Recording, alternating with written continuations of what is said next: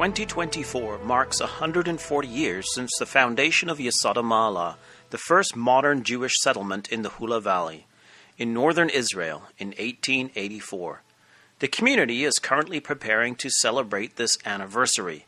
The name for the community was aptly taken from Ezra 7 verse 9, where it tells the story of the return from the Babylonian exile, saying, "For upon the first day of the first month began he to go up from Babylon, and on the first day of the 5th month came he to Jerusalem, according to the good hand of his God upon him." Yesod HaMa'ala is the beginning or foundation of going up. Today, the story of Yesod HaMa'ala is told at the Dubrovin Farmstead Museum, just outside of the community. Christadelphians donated crucial funds at the very beginning to help the fledgling community. References to Yesod HaMa'ala can be found in the 1885 Christadelphian magazines. The editor of the Christadelphian magazine at the time, Robert Roberts, enthusiastically supported the return of the Jewish people, which to all Christadelphians at the time was the beginning of an amazing and expected fulfillment of prophecy. Even though it was in its very infancy, Christadelphians were fully engaged. Robert Roberts worked through a man called Lawrence Oliphant in supporting the Jewish people. Pogroms in Russia starting in 1881 kick-started a movement for a return of the Jews to the land of Israel, at that time part of the Ottoman Empire. Lawrence Oliphant was engaged in helping those Jews suffering from the pogroms, and money from the Christadelphians was given him to help the colonization of Palestine. May 1st, 1882, Christadelphian. In the February 1885 Christadelphian, there is a mention of the community of Yesod HaMa'ala, although quite misspelled, but clearly it is Yesod HaMa'ala, in a letter from Lawrence Oliphant to Robert Roberts. In the letter, Oliphant talks about a recently established colony which was struggling and in a distressing condition. At that time, the community numbered 12 families, or 36 persons, who were all living in what had been a storehouse in one room. Oliphant had given them £45 from the Christadelphians to help them through their first year, when their own crops were still in infancy. £45 in 1885 would be equivalent to £7,350 today. There was also donation of clothing.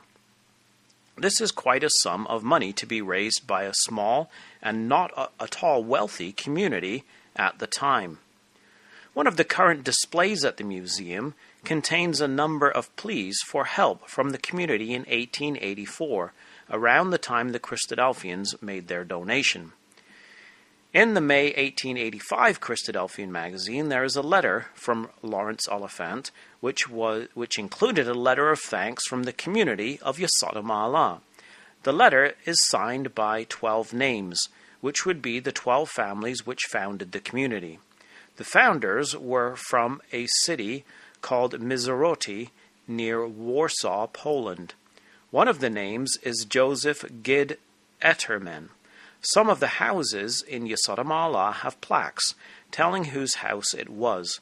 I found one which was the family of the Gidoltar family from Mezrech in Poland, Russia, probably the Joseph Gidetterman mentioned in the letter in the Christadelphian. They made Aliyah in 1883, were a family of 12, and were one of the first 7 families to found Yesod HaMa'ala. In 1887, they started building their first houses from mud and straw brick. The sign says that today, the Gidoltar farm is divided among the grandchildren. A display panel in the museum on the beginning of the community contains the names of the founding families. Virtually all of them can be found in the signatories of the letter of thanks in the Christadelphian in March 1885. Before a recent visit Before a recent visit to Israel in April, I acquired a bound volume of the original Christadelphian magazines from 1885 and 1886 from the Christadelphian office, and was able to donate it to the Yesod HaMa'ala Museum at Dubrovin Farmstead to the manager Daniela. The museum manager has since informed me that they are now taking information from the magazines for their 140th anniversary. Hopefully the magazine will end up in the museum. It's a fascinating visit to a museum which is connected to the Christadelphian community in such a special way.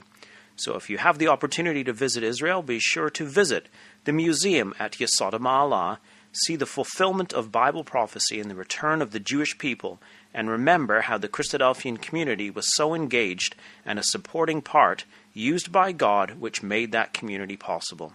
This has been David Billington with you this week. Thanks for listening, and come back again next week to www.bibleinthenews.com.